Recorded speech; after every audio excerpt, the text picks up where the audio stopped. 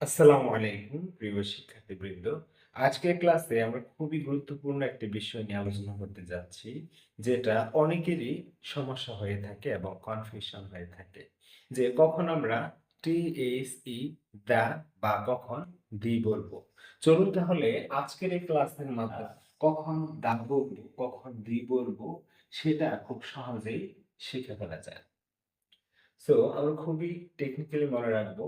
So এটা বোঝার আগে আমাদেরকে মনে রাখতে হবে ভাওয়েল। ভাওয়েল হচ্ছে ৫ টি এ, ই, আই, ও, ইউ।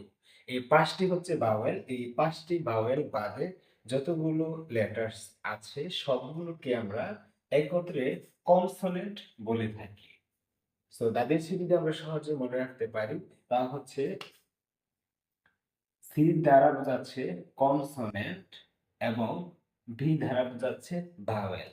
অর্থাৎ ভাওয়েলের পূর্বে যদি দা থাকে, ধাও অর্থাৎ ভাওয়েলের পূর্বে আমরা দা উচ্চারণ করব, নাকি কনসোনেন্টের পূর্বে দা উচ্চারণ করব, তা কিন্তু সহজেই আমরা বলে ফেলতে পারি। সো আমাদের মনে রাখতে হবে যে কনসোনেন্টের পূর্বে আমরা উচ্চারণ করব দা এবং ভাওয়েলের পূর্বে আমরা উচ্চারণ করব দি। চলুন তাহলে কিছু এক্সাম্পলের মাধ্যমে বিষয়টি আরো ক্লিয়ার করা যায়।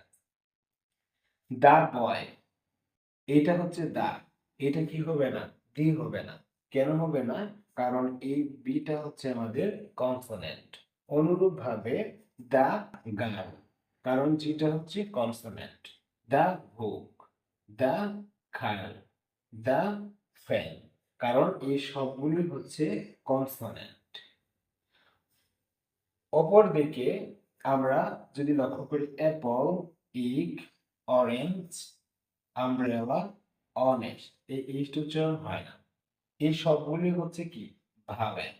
আর ভাওয়েল থাকার কারণে আমরা এগুলোর উচ্চারণ বলবো দি, দি, দি, দি, দি।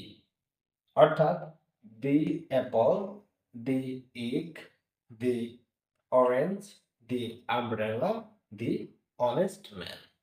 সো আশা করি আজকের এই ক্লাসের মাধ্যমে আমাদের দা বা দি ব্যবহার নিয়ে বা বলা নিয়ে যে কনফিউশন ছিল এটা আর থাকবে না। সো দেখা হচ্ছে আরেকটি এরকম চমৎকার ক্লাসে। সো ততক্ষণ পর্যন্ত ভালো থাকেন, সুস্থ থাকেন। আল্লাহ হাফেজ।